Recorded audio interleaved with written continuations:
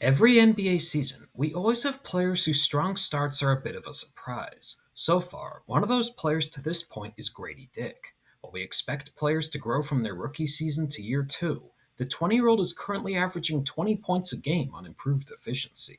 He's also made some changes to his game that have helped lead to this development. I'm going to take a deeper dive into the young wing's game and look into his progress and show why it should be sustainable.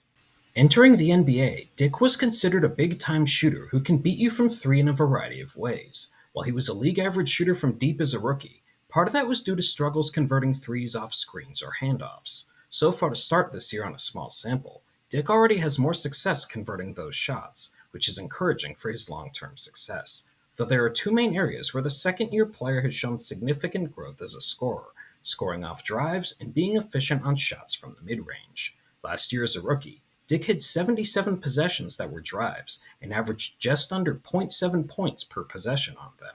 22% of those drives resulted in turnovers, and he converted only 34% of those shots. This year, he's already had 35 drives, and on top of drastically cutting down the turnovers, he's performed much better, averaging 1.26 points per possession, though those points from putting the ball on the floor can come in a variety of ways.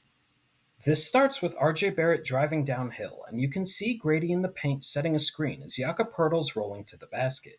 Though with another defender rotating to a driving Barrett, things start to get congested down low. Seeing this, Grady relocates to the top of the key to create some space. Now by the time he has the ball, a shorter defender is in the middle of rotating while Grady's ready to get downhill. He attacks immediately, and with the help of a Poeltl seal, scoops in an uncontested finger roll. On this possession, by the time Grady gets the ball, it looks like he could be attacking another closeout. Though look at his teammate on the right elbow. He's prepared to set a screen, so this is considered a pick and roll possession. Being a threat to shoot off the dribble, you can see Malik Monk jump once Grady picks up his dribble to contest a potential shot. However, the second-year player shows patience as that unfolds before knocking down the cleaner look from the mid-range. As I mentioned earlier, the young wing has had more success to start the year knocking down threes coming off screens or handoffs, though defenses having to account for that can open other options where Grady has succeeded. In particular, he's knocked down 14 of his 22-point shot attempts coming off screens to start the year. Here the Raptors show a quick pick and roll initially as Dick starts in the right corner. Though look at the momentum he builds as he works towards the ball.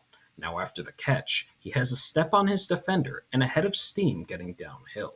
Dick drives into the paint with Rudy Gobert coming out to defend him, which forces a switch. Though it doesn't matter, as Grady takes the tough fadeaway over Gobert that he hits while drawing the foul. This starts with Jakob Poeltl out on the perimeter and Davion Mitchell setting a screen for Grady before receiving the handoff. Now as he has the ball, there are two things to notice here. The Kings have to account for the threat of him attempting the three, and Domantas Sabonis is in drop coverage. As Grady gets downhill, he essentially has a 2-on-1 with a rolling Poeltl against Sabonis in drop. The young wing fakes a quick pass to Poeltl before hitting the uncontested floater from the mid-range. So just how good has the second-year pro been in the mid-range? So far, Dick has taken 37 shots that the NBA considers mid-range jumpers and has knocked down 54% of them.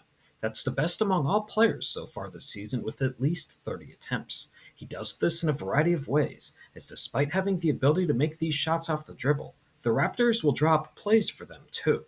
In particular, they've consistently gotten him looks coming off screens to get into his shot out of baseline out of bounds plays, though opponents have to be careful, as if you close out too hard, Dick has shown he can capitalize on that as well.